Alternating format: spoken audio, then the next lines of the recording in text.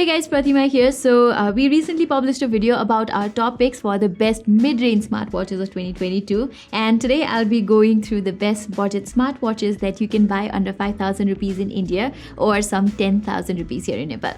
Okay, let's kick things off with the Redmi Watch 2 Lite. Here, this watch offers a pretty robust software experience, minus a few hiccups here and there.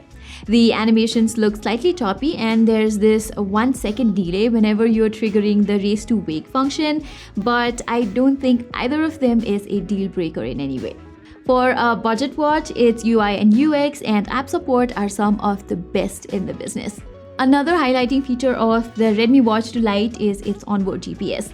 I mean, the whole point of having a smartwatch is that you don't need to reach your phone as often, so a built-in GPS gives you one more reason to ditch your phone. Now, even though the location data could still be better, if you're into casual walks or hikes, I would say that it's more than fine. As for health tracking, the Watch 2 Lite supports all the standard features that you can think of.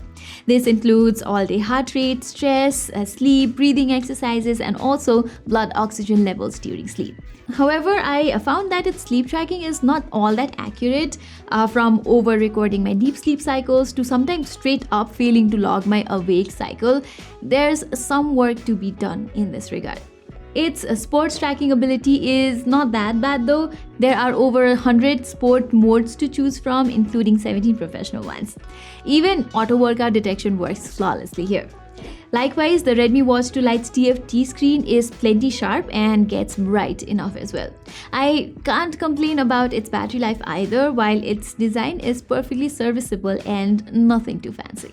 But for some people, an attractive design could be an equally important aspect of the smartwatch experience, and for them, the Pebble Cosmos Luxe is an excellent choice. Just look at this thing. From the circular watch dial with metal frames to the 2 buttons that mimic a chronograph watch, Pebble has done a fantastic job as far as the design is concerned. The AMOLED display here is quite nice too, and the digital crown on the top is not a gimmick either. It can indeed scroll through menu items, watch faces and stuff. Pretty cool for the price. Apart from looks, the Cosmos Luxe stands out with its Bluetooth calling support as well. Matter of fact, it's the only smartwatch on our list to have this feature. You can add your favorite contacts for a quick call, redial the ones on the phone log, whereas it also has a dialer app so that you can call whoever you like. However, where the Cosmos Luxe drastically underperforms is the health tracking and the software. It consistently failed to accurately log my time to sleep and the time I got up, and the heart rate measurement here is all over the place, especially during workouts. And while the UI and UX of the watch itself is good enough, its companion app is some of the most unappealing I've come across recently. The amount of information it lets you view is a little too restrictive for my taste. So if you want a better polished software among everything else, the Dizo Watch R might be the smartwatch for you. Here, it does not feel like you're wearing a cheap off-brand Chinese smartwatch like the Cosmos Luxe. But I think it would have been better if Dizo had continued to use the Realme Link app for its wearables instead of coming up with its own, which at its current state is a bit basic. Anyway, its health tracking ability is quite decent, including heart rate levels and sleep monitoring, and well within the acceptable margin of error. I noticed that the Watch R's step counter is off by 6 to 10% every once in a while, but I can live with that. Performance aside, this smartwatch also impresses with its design. The classic circular design mixed with a metal frame means the Dizo Watch R does not feel or look like a budget watch on your wrist.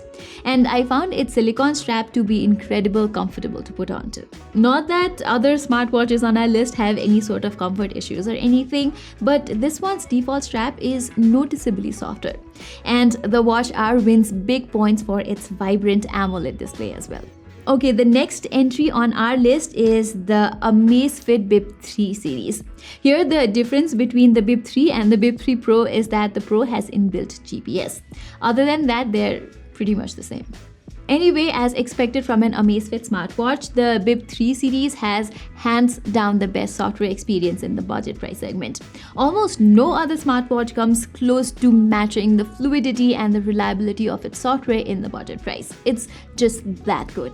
I feel like Amazfit could have extended the lead even further by shipping these guys with the new Zepp OS, but the Amazfit OS on the Bip3 and the Bip3 Pro is more than dependable even to this day. When it comes to health tracking, though, these smartwatches don't bring anything particularly exciting to the table. It even misses out on a few basic ones like automatic workout detection and continuous SpO2 monitoring.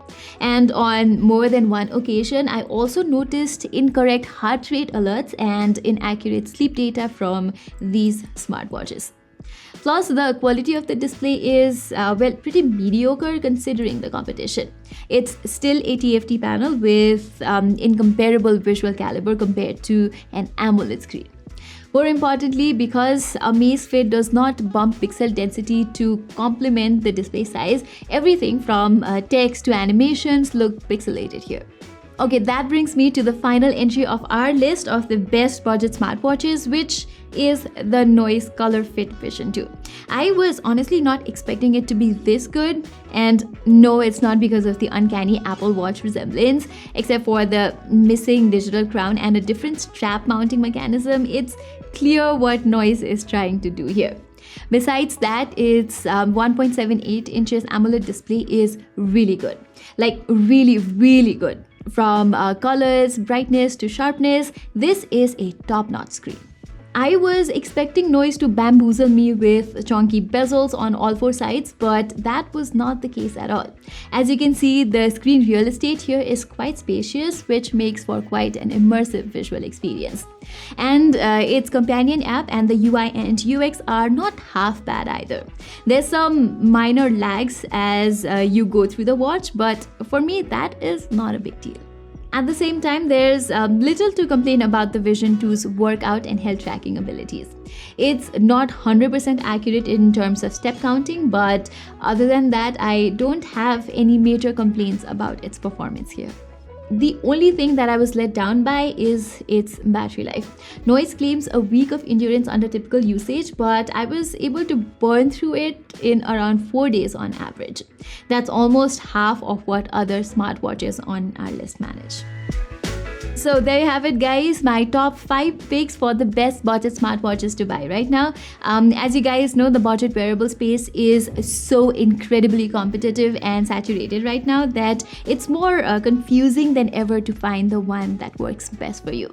No, seriously, we spent a significant amount of time trying to filter out the ones for this video, and even so, we've missed a few potentially deserving options. Some because of scheduling conflicts and some because of shipping delays.